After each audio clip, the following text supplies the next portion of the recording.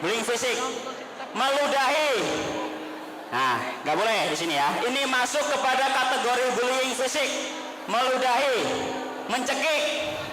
Ada yang pernah jadi korban di sini dicekik? Wah, banyak juga. Soalnya biasanya begini perempuan biasanya. Kalau laki-laki biasanya apa? Memukul, menampar biasanya. Wah, kalau itu banyak ya? Banyak nggak? Wah, itu termasuk bullying fisik. Itu ya. Menjambak, menggigit, merusak pakaian dan barang-barang. Merusak barang-barang pondok. Mematahkan kursi. Gimana itu? Merusak barang-barang berarti termasuk bullying. Oh, masa bullying pondok? Bullying pondok ya. Seperti itu ya. Ini masuk kategori bullying fisik. Ya.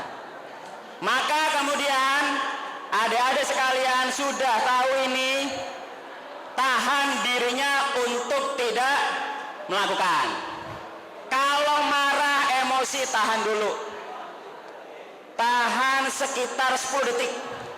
Tahan 10 detik. Insya Allah itu akan menyelamatkan kehidupan kalian. Wah, gitu. Masa depan ya gitu. Yang pertama itu bullying fisik. Macam yang kedua apa? Bullying verbal. Apa bullying verbal? Bullying berupa ucapan. Ya. Gosip, ngegibah termasuk bullying. Kebanyakan perempuan ini. Laki-laki ada nggak? Putra ada nggak? Banyak. Nah. Juga termasuk bullying. Kemudian apa? Celaan, ngata-ngatain. Apa misalnya? Dajjal. Wah. Ada yang udah gituin. Genye. Soalnya masih sering saya dengar genye siapa lagi? Falcon. Nah. Ya. Siapa? Mustaqim. Enggak. Wah. Namanya gitu kan. Ya, mencaci maki menghina. Nah. Kemudian apa? Fitnah. Wah, memfitnah. Menuduh seseorang tanpa bukti. Nah, itu juga termasuk bullying. Apalagi ancaman kekerasan. Anta idza takallam ila kismuluko anadrib. Nah, ancaman. Anta idza latu titoam. Mada kira-kira. Anak-anak mata godan. Oh gitu. Misalkan ancaman kekerasan. Ya, itu termasuk bullying. Selanjutnya apa lagi? Julukan nama mengejek tadi. Ya. Namanya bagus tapi dipanggil dengan nama yang lain. Atau misalnya dipanggil dengan sesuatu yang menjadi kekurangannya. Misalkan wah hitam. Wah gitu. Aswad. Ya, apa lagi? Ayo. Curut. Nah, itu termasuk ya. Nah, julukan nama mengejek termasuk. Lebih baik panggil dengan nama aslinya. Gitu ya. Apalagi? Ya. Banyak ini tuh, banyak. Pak Ustadz ini banyak sekali julukan-julukan ya. Nah, itu. Kemudian pernyataan bernuansa ajakan seksual. Nah, tuh. Ya, tapi kan kita kan di pondok Ustaz gimana? Nah, bisa jadi kalau sukanya sejenis gimana? Nah, LGBT, nah, ada nggak di sini? Nah. Wah, harus diperiksa ini. Ya, harus diperiksa. Ini jangan-jangan pakai definisi atau prinsip tidak ada cewek, cowok pun jadi ya. Nggak. Itu tidak boleh. Ya. Makanya kalau laki-laki suka sama perempuan itu normal. Ya, lanjut. Tapi di sini tidak boleh pacaran. Ran. Jadi kalau suka sama si dia, suka dalam diam. Oh ya, doakan. Oh gitu. Suka dalam diam. Wah. Tengadakan tangan ke langit doa, ya Allah mudah jodoh-jodohnya. Kalau memang bukan jodohnya, ya jodohin sama saya gitu. Maksa, nggak apa-apa. Yang penting tidak melakukan pacaran. Kalau suka, misalkan kelas 6 suka sama kelas 6 putri, ini tuh manusiawi. Saya nggak bilang itu benar, manusiawi. Tapi jangan kemudian dilampiaskan, dituruti menjadi pacaran, kan nggak boleh. Gitu ya. Kalau suka sama laki-laki itu sudah berbahaya. Kalau ada yang seperti itu segera lapor ke BK, ya. Segera konsultasi ke BK, ya. Ustadz Riza Mudani dan Ustadz Abdul Aziz Ahmad, ya. BK. Nanti rasa sukanya nanti diarahin ke yang lain, gitu ya. Bukan ke cowok yang lain, bukan, tapi ke hal yang lain, gitu. Nanti, insya Allah, ya, gitu. Seperti itu ya. Nah itu kembali lagi pernyataan bernuansa ajakan seksual. Kalau misalkan cewek misalkan apa namanya enak nih ngamar, nggak. Ajakan seksual nggak boleh. Itu termasuk bullying verbal. Oke ya. Nah, bullying relasional. Abaikan gambarnya. Pelemahan harga diri korban secara sistematis. Misalnya satu orang kemudian apa? Oleh satu kelasnya dikucilkan, gak ditemenin, gak diajak ngobrol, itu termasuk bullying. Ada yang begitu? Nggak disapa sama temennya satu kelas, sama satu kamarnya, lemarnya dibobol, kemudian dikeluarin toamnya dimakan tanpa seizin anaknya, tanpa seizin yang punya, itu termasuk bullying. Tapi saat gimana kalau anaknya bahil, pengennya sendiri, terus kita ini biar ini, harus ada cara yang lebih baik, bukan dengan seperti itu. Ada cara yang lebih baik, ya. Tidak harus memaksa seperti itu, tidak, ya. Jadi itu termasuk bullying, bullying relasional, bullying sosial, ya. Apalagi pengabaian, pengucilan, ya tadi dicuekin, ya. Satu kelas gak ditemenin, gak diajak ngobrol, dikucilkan, dipojok, gitu. Kemudian ada apapun itu kemudian dipersalahkan. Nah itu termasuk bullying sosial, relasional, ya. Jangan sampai di sini itu terjadi. Kalau sudah terjadi, sebaiknya segera ditangani, diselesaikan dengan baik, tidak harus diselesaikan dengan kekerasan, gitu ya. Oke. Kemudian pandang agresif, cibiran, tawa, kemudian bahasa tubuh kasar, ya. Tindakan agresif pada akhirnya. Nah, ini di ruang cyber, tapi ini tidak dilakukan santri kalau di pondok. Kalau di luar, sangat mungkin itu dilakukan, ya. Bullying cyber di dunia maya, gitu. Mengirimkan pesan negatif, voicemail dan sebagainya yang berkaitan dengan media sosial, chat, ya, chat dengan kata-kata yang kasar atau chat dengan kata-kata yang bernuansa seksual. Nah, itu juga termasuk bullying di dunia cyber, gitu. Nah, yang sampai santri kalau kalian lagi liburan, nah jauh ini. Kalau kamu dan seperti itu jadi korban begitu, boleh kamu screenshot, kamu laporkan ke pihak berwajib, boleh. Kalau tidak merasa nyaman, boleh.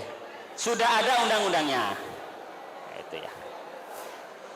Nah ini contoh bullying cyber, ya, ngechat, nggak kelihatan ya, ya emang. Di sini dia sedang apa? Di sini nih, dia mengejek kepada ibunya, tuh ya. Lo kayak gitu sama aja kayak jadi beban keluarga, anjir. Mending gak usah bantuin ibu lo, jualan aja kan, kau akan kasihan, gitu. Gue cuman kasih saran anjir, wek gitu. Gitu ya. WK gitu. Ya ada bacanya. BTW pasti lo orang bansos ya, kelihatan kok. Nah. Nih. Ya, seperti itu. Bullying di ruang cyber salah satunya. Ini tindakan seperti itu. Ini kan ada apa? Kalimat intimidatif namanya. Kalimat intimidatif. Dia sedang berusaha untuk apa? Menjatuhkan mental yang punya HP. Gitu. Nah, seperti itu. Ini salah satu bullying di ruang cyber. Kenapa? Karena banyak ada juga orang yang merasa bahwa apa? Ketika dicek seperti itu kemudian murung, kemudian dia sedih, nggak semangat belajar. Ya. Apalagi ini menjelang ujian, jangan sampai nanti korban bullying ini sampai nanti tidak semangat belajar, akhirnya nggak naik kelas, nilainya jelek.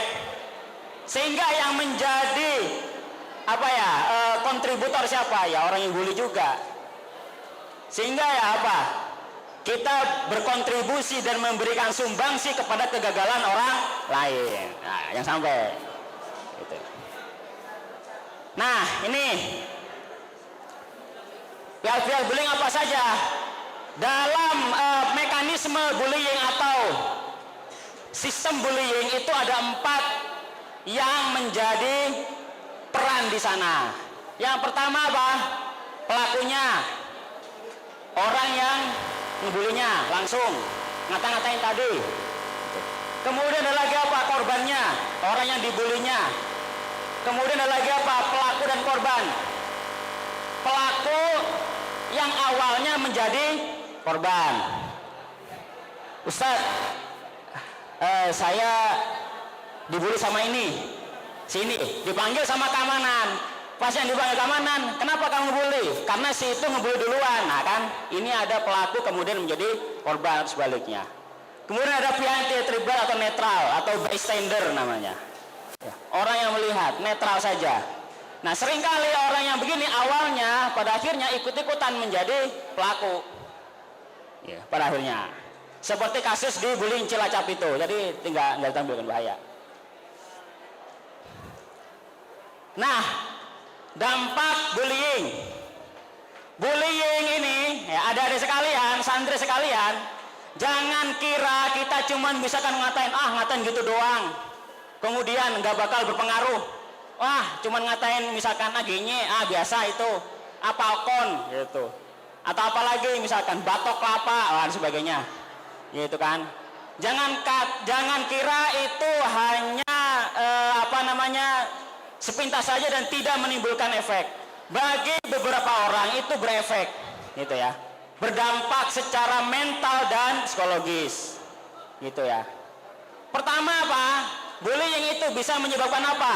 Kecemasan, depresi, stres, kehilangan kepercayaan diri. Biasanya, seringnya korban bullying itu orangnya jadi diem. Ketika dibully orangnya diem, mau keluar malu, ya, mau ketemu sama temannya malu, menutup diri dari orang.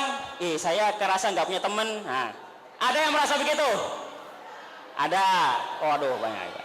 Kalau ada yang merasa begitu, silakan ke BK, ke Ustadz Riza, Ustadz Aziz Ahmad, atau ke saya, boleh. Ya. Nanti dibully lagi? Enggak dibully lagi.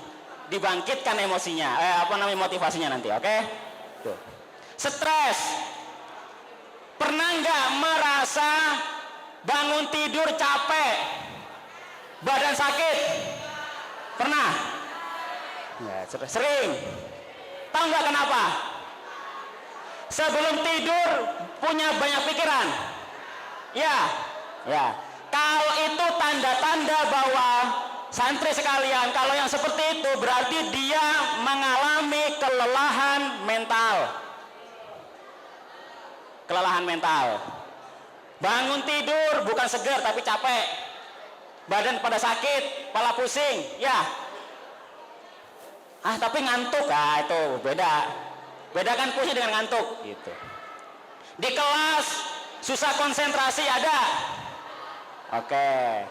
Kelas susah konsentrasi, pengennya tidur. Ya, itu sangat mungkin itu yang lelah bukan fisiknya tapi mentalnya. Buktinya apa? Ketika waktunya main bola? Enggak. Ya kan? Buktinya ketika waktu olahraga? Enggak. Nah itu. Tapi ketika ada yang olahraga masih ngantuk juga, ya berarti tadi ada faktor kelelahan mentalnya udah lumayan, dan itu harus segera ditangani. Ya gitu ya. Perasaan kesepian, isolasi sosial tadi, ngerasa kayaknya nggak punya temen, padahal temen segini banyaknya bejibun. Wah.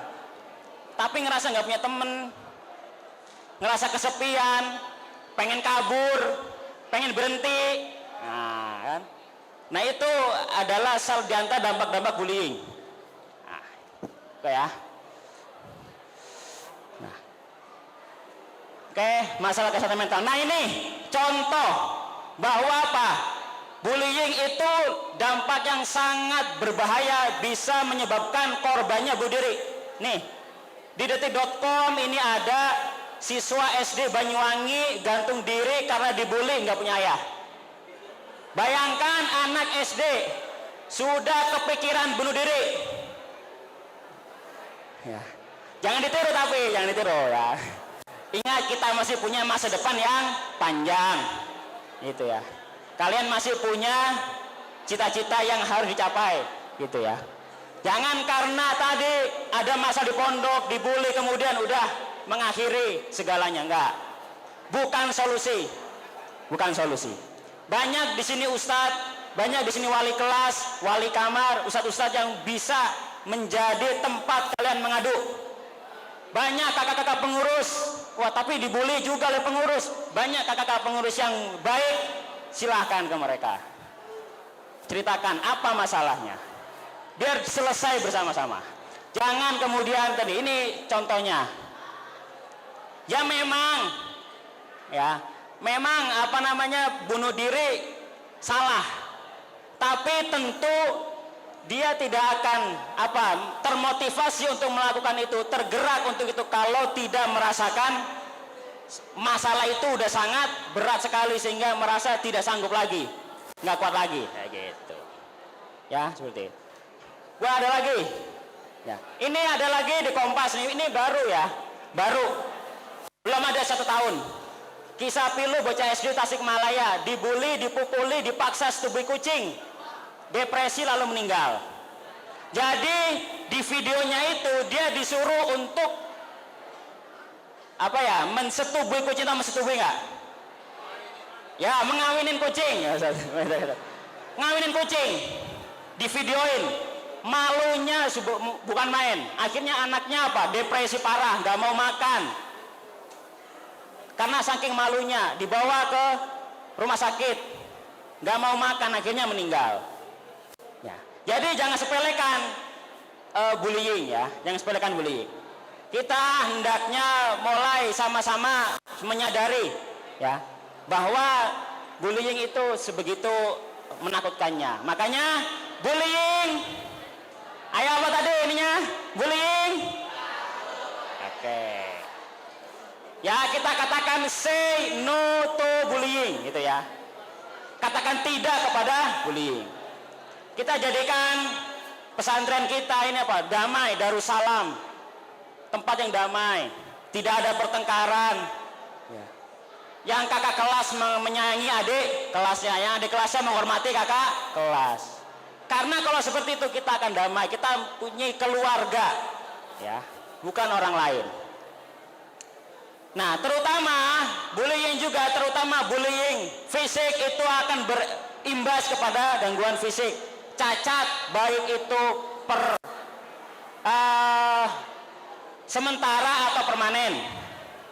Pernah dengar kasus anak SD dicolok matanya pakai tusukan bakso sampai buta? Itu ada kasusnya. Mungkin saya sudah tahu itu. Hati-hati makanya.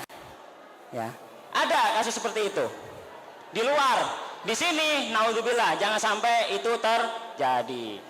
Kemarin itu kan ada kasus katanya dipukul pakai benda ya kan. Nah, makanya terutama yang rawan biasanya pengurus ya, tapi nggak semua.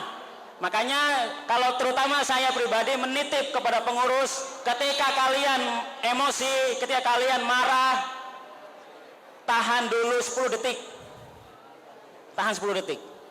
Ya. Karena Rasulullah mengajarkan kita untuk menahan marah. Jadi tidak selalu marah harus dikeluarkan, tidak. Karena saat ditakutkan, ketika kita marah kita keluarkan, itu justru akan berdampak negatif. Apa? Bikin kita rugi. Kan kemarin ada kan yang akhirnya apa? Berhenti karena seperti itu, kan rugi. Termasuk secara umum kepada semuanya, begitu ya. Nah ini dampak selanjutnya dari bullying, performa akademik menurun. Ya tadi nggak semangat belajar, apalagi ini mau ujian, ya kan? Nggak semangat belajar, ngafal juga enggak, buku nggak dibaca, udah soal ini aja. Nah, performa akademik menurun. Nah, makanya ini apa dampaknya sangat luar biasa dari bullying, gitu ya. Terutama yang bullying yang paling bisa berdampak serius itu adalah bullying seperti ini, ya. Kalau ada sekelompok orang kemudian apa mengintimidasi satu orang, nah ini biasanya itu seringkali apa kakak kelas adik kelasnya, nah itu. Mudah-mudahan di sini nggak ada atau nggak ketahuan. Ya mudah-mudahan nggak ada ya, bukan ketahuan. Nah kemudian apa gangguan hubungan dan sosial. Ya.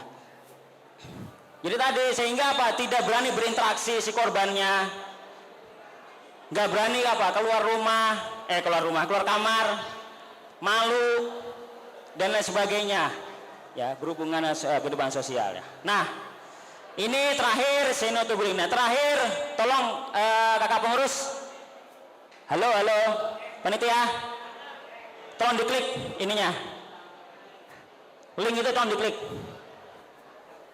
Ya ini, yang di bawah, bukan? Nah, ya. Tolong ini adalah curahan hati atau yang dirasakan oleh korban bullying ya. Kedengeran nggak? Mereka membenciku tanpa alasan.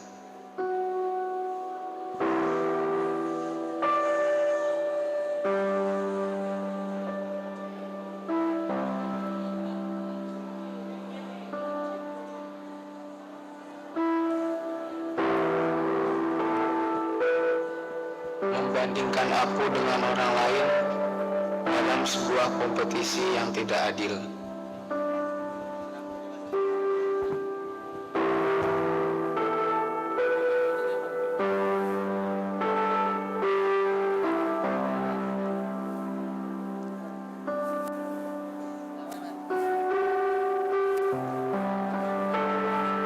Kadang aku bertanya, apakah tujuan hidupku hanya untuk menjadi badut pelampiasan?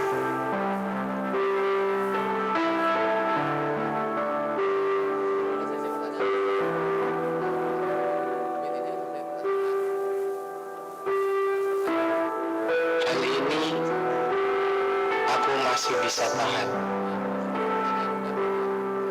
Ini hanya berlangsung beberapa menit saja.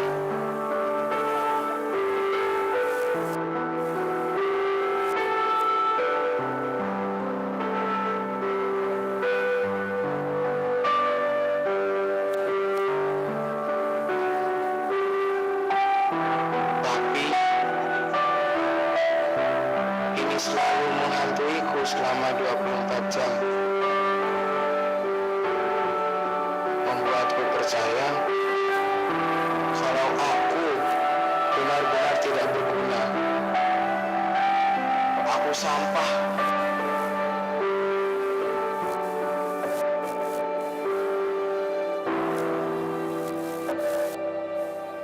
Dan dunia akan lebih baik tanpa kehadiranku.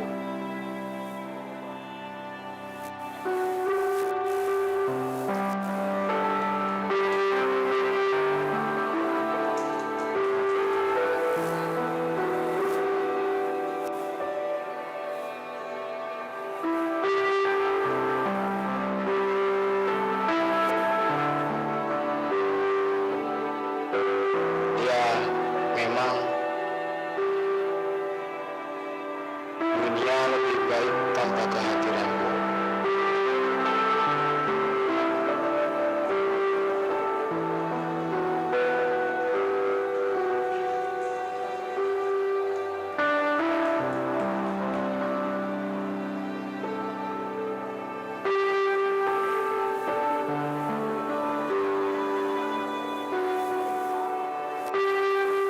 Jadi, aku memutuskan untuk mengucapkan selamat tinggal pada dunia.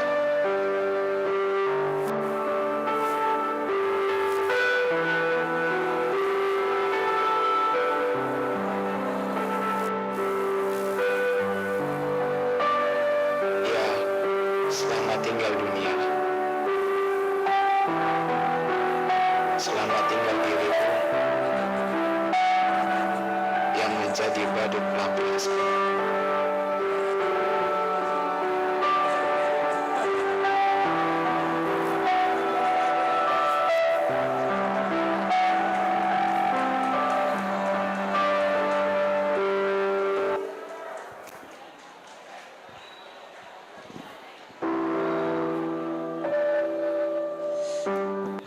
Nah, itu ilustrasi ya, korban bullying. Jadi apa? Bullying. Nah, tadi kan apa pasalnya begitu. Sekali lagi yang semangat ya, bullying. Nah, jadi mudah-mudahan walaupun singkat bisa kita yang baik yang kita bisa kita kerjakan, tapi bukan bullyingnya. Bisa kita jadikan perhatian untuk kita semua ya. Itu saja barangkali dari saya. Saya kembalikan kepada moderator. Assalamualaikum warahmatullahi wabarakatuh. Tepuk tangan semuanya untuk Ustadz Ni'am Rahmatullah. Ya. Gimana teman-teman? Bisa dipahamin nggak? Jadi kita nggak boleh ngebully. Kenapa nggak boleh? Kalau kita ngebully bisa merusak banyak hal gitu ya, dari mentalnya, psikis segala macam ya, fisiknya gitu. Oke teman-teman, mungkin dari teman-teman apakah ada yang mau bertanya? Kalau mau tanya boleh dong, angkat tangan nih. Kita pengen tahu. Kalau merhatiin pasti ada. Gitu. Ada yang mau nanya kepada Ustadz? Banyak loh yang harus ditanyain sebenarnya. Coba ada gak kira-kira? Basit mau nanya? Ayo yang lain, yang pojok mualim. Ada ya teman-teman? Kelas 1 ada yang mau nanya? Altaf, mau nanya Altaf? Oke deh, kalau nggak ada yang mau nanya, kita yang nanya. Oh, Alek mau nanya? Mau gak? Kalau mau ada kasih nih. Oh, mau nanya dia, Insya Allah. Sebutin dong namanya siapa, kelas berapa gitu.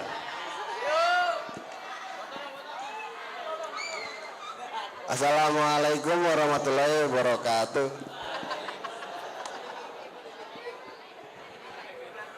Afwan, sebelumnya saya ingin bertanya,